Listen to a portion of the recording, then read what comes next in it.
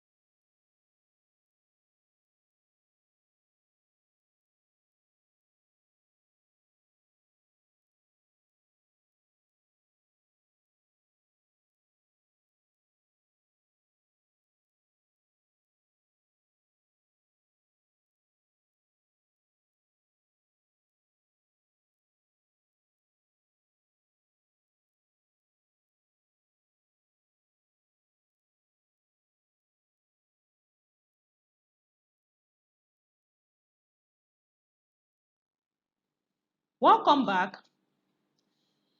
The teaching of biology necessitates that the teacher should be knowledgeable in various methods, that is, strategies and approaches for teaching the subject.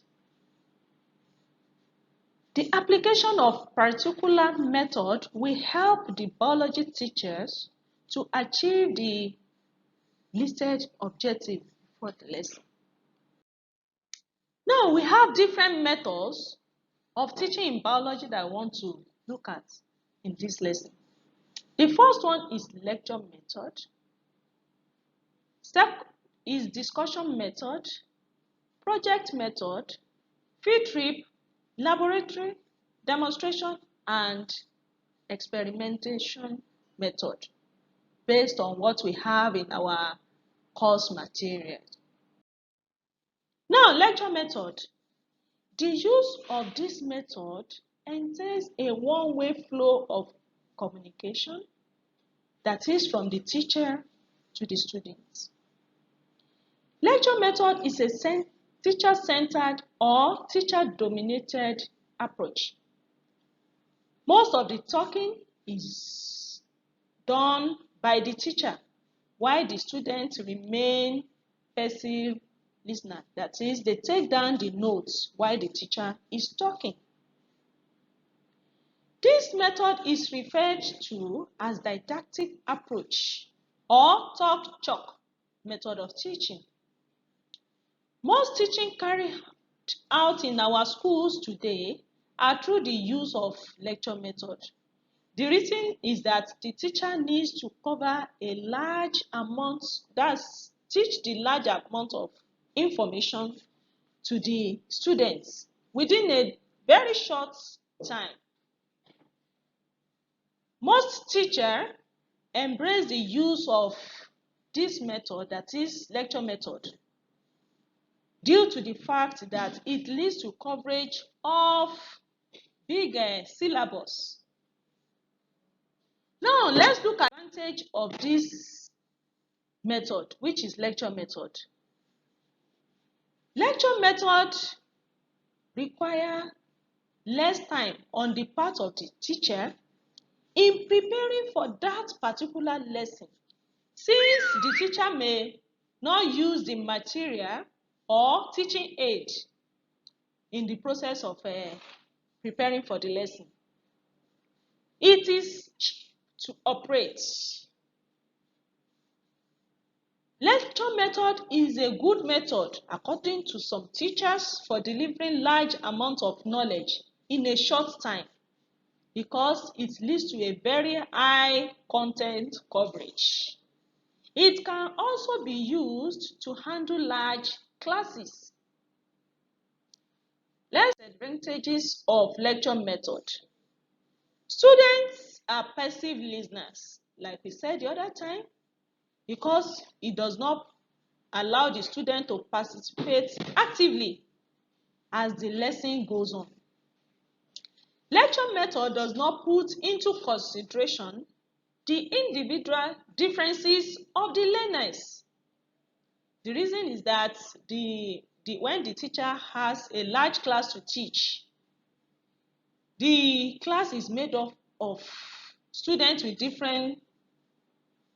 with wide range of intellectual ability. We have students that have high intellectual ability. We have medium and low. The teacher will not have time to check this. Is just concerned about passing the lecture to the students. Then the non-active participation of students does not provide the teacher with the opportunity to evaluate the students during the lesson period. These are some of the disadvantages of lecture method. Now, let's look at the suggestions for the use of this method, which is lecture method. Lecture method should be used in junction with other methods. That's one of the suggestions for the use of this method. If lecture method is used with another innovative teaching method, it will be a very good one to pass information to the students. Then, as much as possible, avoid coverage of too many topics. That is, too many topics from the syllabus should not be taught at the same time. That's when lecture method can be effective. Then, we should encourage active participation of students in class through asking questions and giving them opportunity to make comments. Then, at the end of each lesson period, the teacher should summarize the key points that has been taught to them. Now, let's look at the second method we are going to treat on this. The second one is discussion method. In this method, the teaching can be seen as talking over something from various points of view. Discussion usually involves a group of people under a classroom setting. Discussion is an interactive process involving the teacher and the students, or among the students themselves. You can see the difference between the discussion method and lecture method. It involves the teacher and the students, and sometimes it could be used among the students themselves. Let's quickly look at the advantages of discussion method. Discussion method encourage students learning through active participation in the classroom, because by the time the students are allowed to ask questions during the lesson, to participate, it gives them good knowledge about what the teacher is teaching. The discussion method enables the teacher to have better knowledge of what the student's ability and attitudes are. Discussion method is greater interpersonal relationship. It creates greater interpersonal relationship between the teacher and student and among students themselves. It also aids in problem solving. By the time we share the problem we have about a particular concept in biology, the problem is already at our hands. Let's look at the disadvantages of this discussion method. Discussion method takes a considerable length of time. By the time you want to give room for the student to start asking the questions while the discussion is going on, it makes the teacher to spend more time in delivering the lesson. In some cases, students may find it extremely difficult to contribute meaningfully to the discussion. The reason is that this is as a result of poor background knowledge the students have about that topic you are teaching. Then, in terms of content coverage, discussion method does not lend itself to easy coverage of syllabus since you have to spend a lot of time in teaching, so it does not allow easy coverage of syllabus. Then, lastly, some students who lack background of knowledge of most of the topic discussed may begin to be disinterested in the subject. Now, let's look at the suggestion for the effective use of discussion method. Now, topics for the discussion should center around those in which students have requisite background knowledge. The topic you are about to discuss in the class, the students should have little knowledge on whatever thing you want to talk about. It will make the discussion method to be effective. The second one is that let the student know about the topic to be discussed some days before the discussion class. And thirdly, the teacher should try to avoid a situation whereby students or few students dominate discussion. We have a lot of students in the classroom which they have high, medium or low intellectual ability. By the time some students will like to dominate others by always answering your questions. The teacher should not encourage that. Lastly, the teacher should encourage students' effort by giving positive reinforcement. Whenever they answer questions, you should reinforce the students. The third method is project method in biology teaching. Project methods are organized or planned activity in which students are allowed to investigate or research on their own.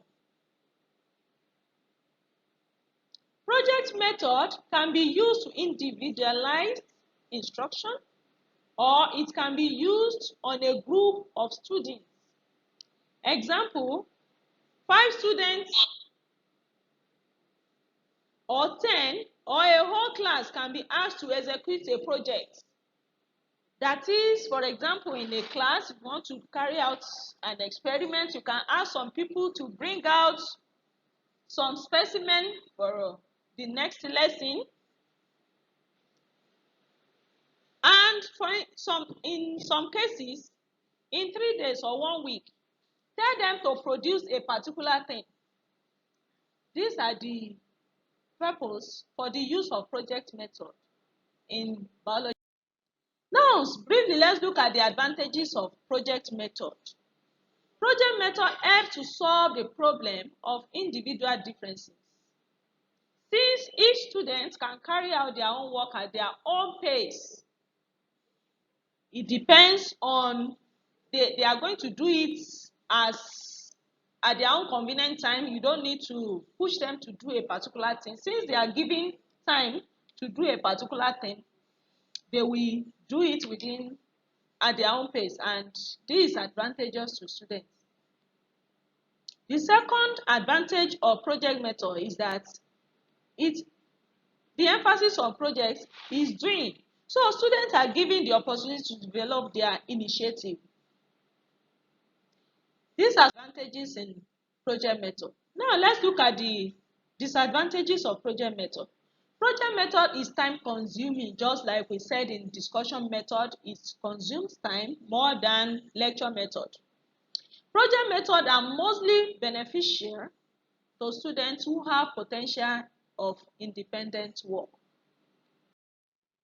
Suggestion: provide students with entire necessary guide that will help them carry out project effectively. Also, we should spread the project over a long period of time. These are some of the suggestions to make project method of teaching effective in biology. Now, all what we have talked about, different methods of teaching. My name, once again, is Olawale Mutiatu Yetunde. Email address is waolale@noun.edu.ng and my phone number is written below. Thanks for listening.